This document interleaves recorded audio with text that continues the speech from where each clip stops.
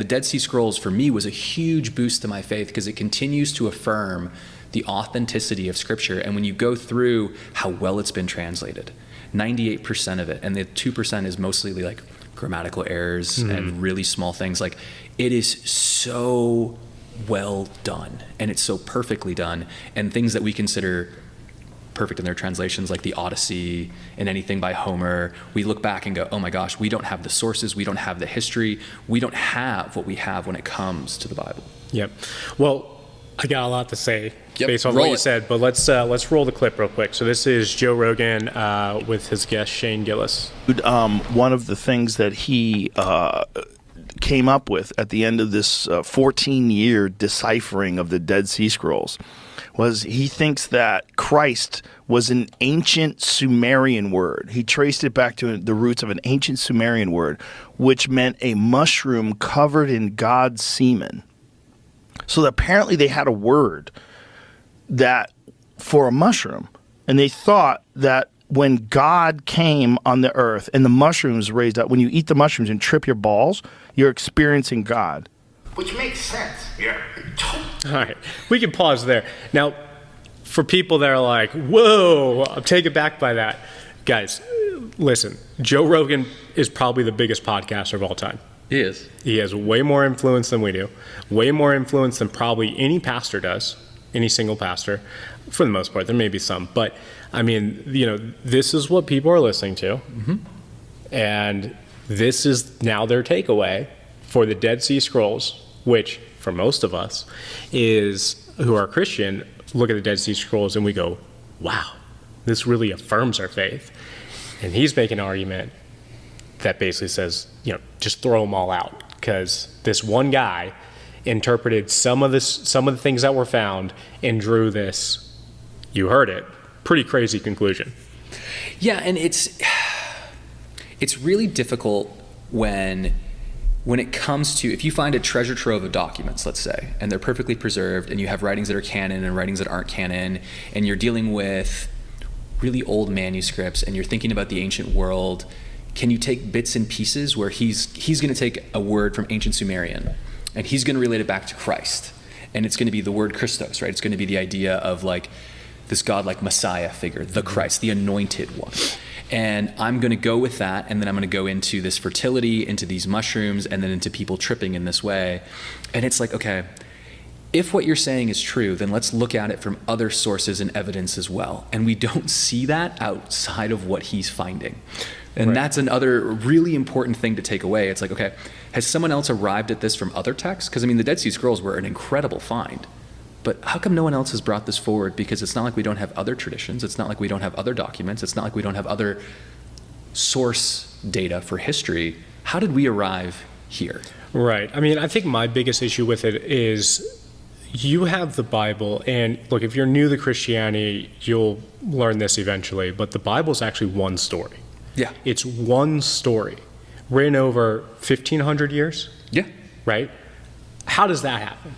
How do you have 60-something authors all writing this story? Like, you can say, okay, this particular story, maybe they were hallucinating, right? The problem is that how did this hallucination get prophesied, come true, and then they had this hallucination, and it's like... Well, the thousands of hyperlinks that you find in the Bible. Like, right. Tim Mackey always calls them hyperlinks, and I love him for it. So Tim Mackey of the Bible Project, and he'll sit there and go, we have yet to find any contradictions, and in fact, the threads are unbelievable. Old Testament, New Testament, within the Old Testament prophets, within the New Testament writers.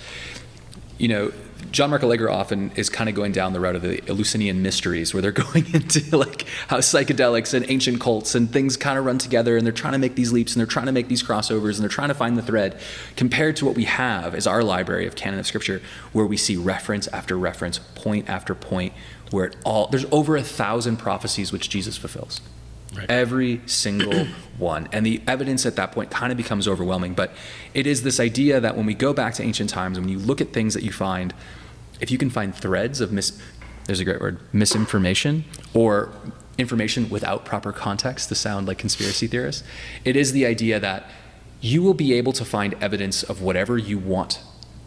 However, what you need to do is compile all the evidence together and say what makes the best argument, what makes the most sense, and what references and references and references and references do we have to put together a logical argument that makes sense.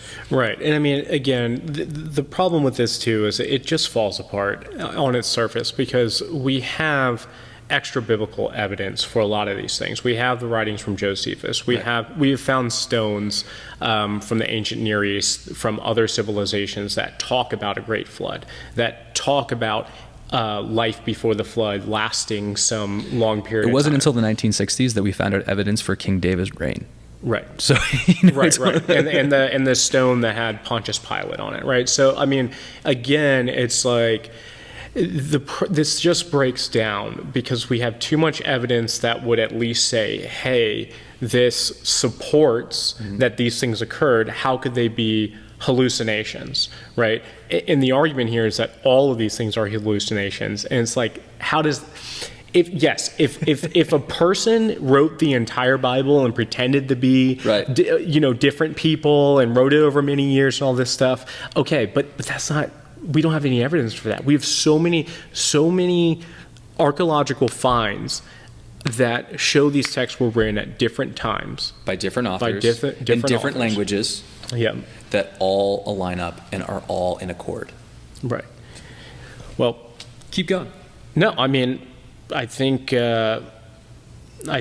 we've done that justice for now, but I think it's almost hard to respond to because you sit there and you look at this and go, okay, this is something that a lot of people are hearing, so it's worth addressing, right? Like we look at this and we go, okay, Joe Rogan's talking about this. It mentions Christianity. We need to go deeper in this. Also, by the way, I think someone's talking to him behind the scenes. If you listen to him with Aaron Rodgers, he's even like unironically saying people need Jesus and going back to faith, which has been interesting. But he's been on John Mark Allegro for a really long period of time. And I think that calls to him in the sense that he is a psychedelic adventurer. And if there's somebody that's saying something that speaks to Christianity and maybe there's some loose threads here and people are just hallucinating and it just sounds like this really great myth, there's a little bit of like, oh man, like I kind of want to explore that compared to saying, no, we have way better evidence over here. And it's not that we shouldn't acknowledge those things and go into those things. However, let's take Occam's razor and go and take the actual simplest solution. Yep. Yeah. And, it's funny you mentioned that, like, you think people are talking behind the scenes because I've noticed actually Kid Rock mentioning Jesus when he was on. I mentioned Hulk Hogan, and he seems receptive to that. But when he gets these hardcore atheists on, it's like, he goes with it, right?